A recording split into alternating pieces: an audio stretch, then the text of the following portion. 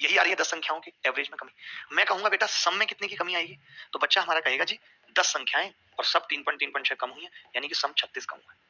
बोले बेटा कहोगे कि नहीं कहोगे? अच्छा अब एक चीज बताओ, 9 संख्या तो सम के अंदर सेम टू सेम है। जो 9 संख्या है, 9 नंबर है, वो सेम टू सेम है। डिट्टो लिख दे दो, डिट्टो है, दत्तो नहीं है, डिट्टो। ठीक है, डिट्टो है। एक संख्या में गड़बड़ है, तो बच्चा कहेगा हाँ जी एक संख्या में गड़बड़ है। क्या है कि अगर एक संख्या ए बी थी तो वो बाद में बी ए हो गई, बाद में बी ए हो गई। अच्छा कोई बच्चा बता सकता है कि ए बी का मतलब क्या है, तो कहेगा जी दो अंकों की संख्या ए बी को बचपन से लिखते आ रहे हैं 10 ए प्लस बी, ये लिखते आ रहे हैं, दो अंकों की संख्या है। मैंने कहा बेटा बी ए को तो आपने कहा 10 बी प्लस ए, इसकी वजह से सम में अंतर आ रहा है। तो कोई बच्चा कहेगा इनका अंतर निकाल दो, तो मैंने घटा दिया तो ये आ गया 9 ए माइनस बी, ये डिफरेंस आ रहा है सम में। ये सम का अंतर है ये रहा। मैंने कहा 9 संख्या एज इट इज है, सम का अंतर ये आ गया 9 ए माइनस बी, तो मैंने इस 9 ए माइनस बी को बराबर रख दिया 36 के, तो उत्तर कितना आ गया ए माइनस बी बराबर 4। यही उत्तर है, क्योंकि सवाल में यही पूछा था कि जिस संख्या के अंक पलटे हैं उन अंकों का अंतर क्या है। वो संख्या ए बी थी, उसके अंक ए और बी थे, तो ए और बी का अंतर कितना है।